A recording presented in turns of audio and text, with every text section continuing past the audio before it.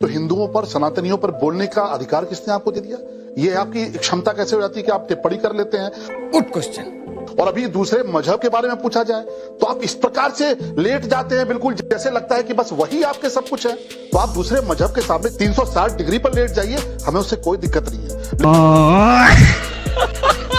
लेकिन अगर आप मंदिर नहीं जाते, अगर आप देवी देवताओं पर विश्वास नहीं करते, तो आपको यह अधिकार किसी ने नहीं दिया कि आप इस प्रकार से मजाक करिए। और यही आपके नियत की बात आती है। आप कह रहे मैंने अनजाने में कह दिया, मैं तो किसी मुहावरे की बात कर रहा था, किसी श्लोक की बात कर रहा था। आपके 50 ट्वीट ऐसे राजकुमार भाई जिसमें आपने एंकर्स को, न्यूज एंकर्स तक को उनकी जाति के आधार पर आपने कहा, मैं नाम नहीं लेना चाहता। कवाली बेइज्जती।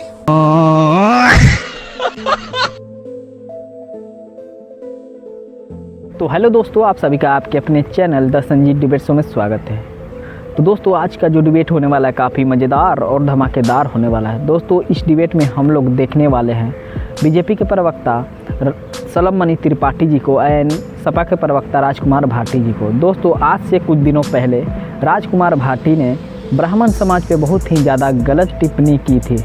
तो आज का डिबेट इसी पे होने वाला है। तो दोस्तों, देखकर इस डिबेट को बहुत ही मज़ा आने वाला है और आशा करता हूं कि ये डिबेट आप सभी को अच्छा लगे। तो चलिए ज़्यादा समय न लेते हुए डिबेट को शुरू करते हैं। अगर चैनल पे नए हैं तो वीडियो को लाइक करके चैनल को सब्सक्राइब जरूर कर लें। चलो भाई, देखो अब मैं क्या करता हूँ।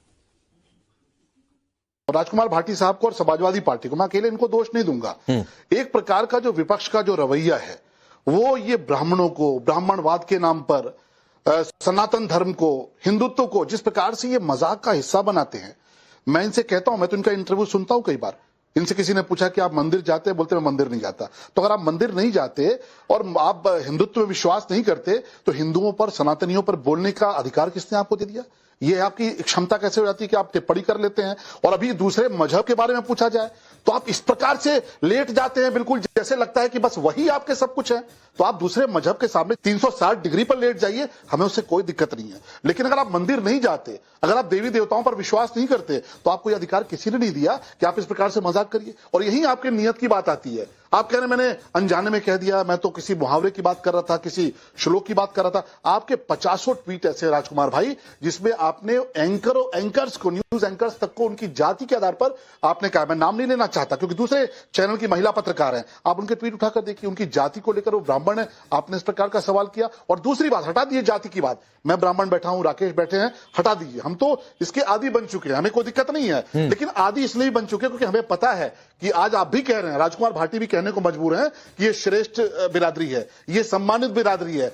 हम किसी के मोहताज नहीं राजकुमार भाई। इतने सालों से जेएनयू के दरवाजों पर लिखा तो रहता है कि ब्राह्मणों विदेश, भारत छोड़ो, विदेश चले जाओ। किसी की हैसियत है क्या कोई विदेश भेज देगा? आज भी अपनी मेधा क्षमता के दम पर आगे बढ़ते हैं। और किताबों में लिखा रहता है राजकुमार भाई, पुरानी किताबों में भी, कि एक ब्राह्मण गरीब ब्राह्मण था। कहीं नहीं लिखा कि बहुत अमीर ब्राह्मण था। उसके बावजूद अगर आपको हमें गाली देकर आपकी सियासत मजबूत होती हो तो अपनी सियासत मजबूत कर लीजिए। आप ब्राह्मणों को, ब्राह्मणवाद को, हिंदुत्व को, सनातन को आप कोसते रहते हैं। आपने कभी पूछा कि महर्षि वाल्मीकि, हम उनको भगवान की तरह पूछते हैं। महर्षि वाल्मीकि ब्राह्मण थे क्या? महर्षि वेदव्यास, उनको भगवान की तरह पूछते हैं। महर्षि वेदव्यास किस समाज से आते थे? आज हमारे डोम राजा, आप जाके काशी में देखिए, डोम राजा का सम्मान करते हैं, उनको हम कहते हैं राजा है। हमारे भगवान राम का जब यहाँ पे प्राण प्रतिष्ठा हुई तो डोम राजा को उनको बुलाया गया, बैठाया गया। हमने कोई जाति की बात की क्या? चाणक्य को देख लीजिए, चंद्रगुप्त मौर्य को किसने सम्राट बनाया? आचार्य चाणक्य ने बनाया। ऐसे हजारों उदाहरण पड़े हैं। लेकिन इसके बावजूद आपको अगर हिंदुत्व से नफरत है, सनातन से नफरत है, तो आपको आपकी नफरत मुबारक। लेकिन कम से कम इस प्रकार का मत करिए कि जिससे समाज बटे। और दूसरी बात राकेश भाई, मुझे 5 सेकंड दीजिएगा। बात जाति और ब्राह्मण की है ही नहीं। आपने महिलाओं को लेकर क्या बोला? जिस शब्द का प्रयोग आपने किया राजकुमार भाई, आप जरा मुझे बताइए कि आप अपने परिवार में महिलाओं के लिए उस शब्द का प्रयोग कर सकते हैं क्या? मेरी हिम्मत तो नहीं है। ठीक है, छोड़ दिए ब्राह्मण समाज। ठीक है, भाटी जी जवाब दीजिए। और ये बात तो सही है की बात, लेकिन जिस शब्द का आपने डिबेट में आप वैसे बिल्कुल सही बात है। आप कई बार पार्टी से अलग हटकर ऐसी बात कह जाते हैं कि लगता है कि वाकई ये पार्टी की लाइन है या राजकुमार भाटी जी की व्यक्तिगत राय है। लेकिन ये होता है कि सामने ब्राह्मण एंकर दिख जाए या सामने ब्राह्मण दिख जाए, सवर्ण दिख जाए, तो आपकी एक अलग ईर्ष्या दिख जाती है। कई आप यूट्यूब पॉडकास्ट में गए, कई सारे आपके बयान हैं। देखिए, मैं सलमणि त्रिपाठी जी भारतीय जनता पार्टी के प्रवक्ता हैं, तो वो पूरी कोशिश करेंगे कि समाजवादी पार्टी को बदनाम किया जाए, समाजवादी पार्टी पर आरोप लगाए जाएं, समाजवादी पार्टी को हिंदू विरोधी, सनातन विरोधी, ब्राह्मण विरोधी घोषित किया जाए। उनकी बात पर मुझे कोई ऐतराज नहीं है, लेकिन मैंने जो सफाई दी है, मैं और विवाद अपनी जगह है, उन पे भी मैं बोल दूंगा, उन पे भी मैं बात कह दूंगा, लेकिन मैं ईमानदारी से ये, और समाजवाद का मतलब ही ये है कि किसी जाति किसी धर्म का अपमान न किया जाए। तो ये कभी हो ही नहीं सकता, संभव ही नहीं है कि मैं किसी जाति के खिलाफ रहा हूं। और जो सलमणि भाई कह रहे हैं कि उस एंकर को देखते ही, ब्राह्मण एंकर को देखते ही, मेरी सबसे ज्यादा तीखी बहस तो ऑन एयर उनसे हुई है दीपक चौरसिया जी से। वो तो ब्राह्मण नहीं है। दीपक चौरसिया जी से मेरी इतनी तू तड़ाक हो गई थी, फिर हमारी पार्टी ने 2 महीने तक वो बात बैन भी किए रखा था। मैं एक बात आता हूं पार्टी के बारे में आप सर, ये कह रही है, एक तो भाटी जी ठीक है, गुजारिश है कि वहीं की बातचीत करिए। दूसरी बात है कि बात ये नहीं है कि आप किसके खिलाफ आपकी बहुत ज्यादा तीखी बहस हो गई। बात यह है कि सामने समर्ण दिखा तो अंदर से जातीयता निकल आ गई।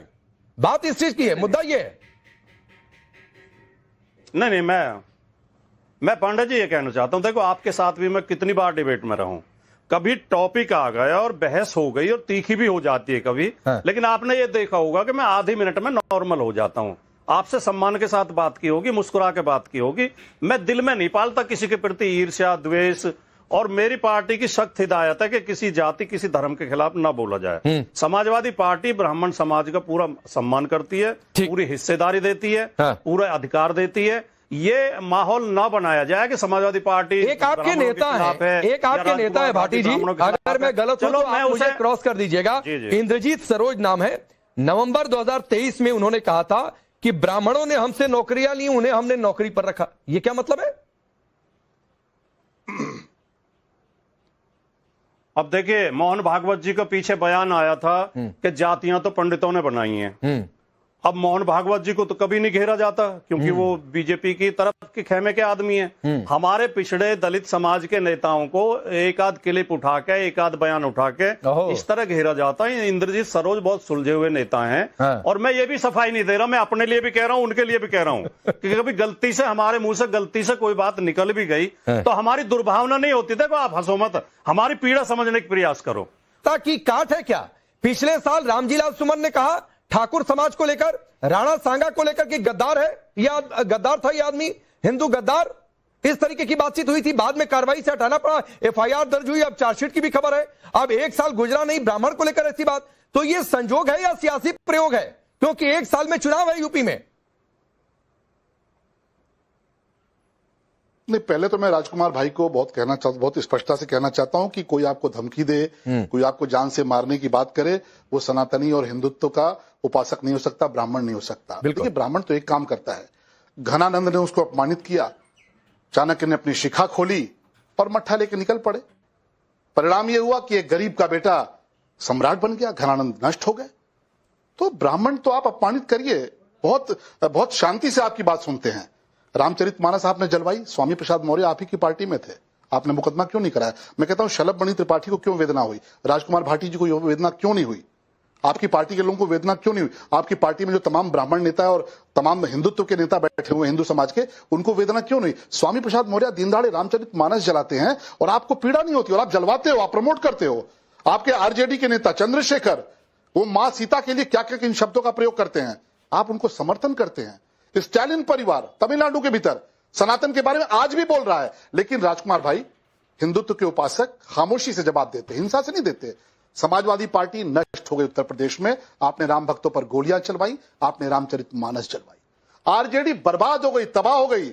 आपने सीता मैया के बारे में क्या क्या कहा, और स्टालिन परिवार की दुर्गति तो के दिन शुरू हुए, आज से तो उनके दुर्गति के दिन शुरू हुए। ये इतिहास गवाह है राजकुमार भाई कि हिंदुत्व के उपासकों पर, सनातनियों पर जब जब हमले हुए हैं, ताकत के साथ खड़े हुए हैं, कोई ताकत मिटा नहीं सकती। हमें समस्या आप जैसे मित्रों से है कि जिन्होंने नाम तो अपना राजकुमार रखा हुआ है और हिंदुत्व के खिलाफ काम कर रहे हैं।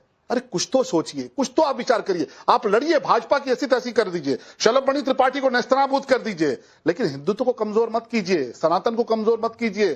दोस्तों, डिबेट में लास्ट तक बने रहने के लिए आप सभी को धन्यवाद। आशा करता हूँ कि ये डिबेट आप सभी को बहुत अच्छा लगा होगा। तो इस डिबेट को देखकर आपके मन में क्या राय है कमेंट में ज़रूर बताएं, और इसी तरह का डिबेट वीडियो देखना पसंद है तो हमारे चैनल को सब्सक्राइब जरूर कर ले। चलिए मिलते हैं नेक्स्ट वीडियो में। जय हिंद।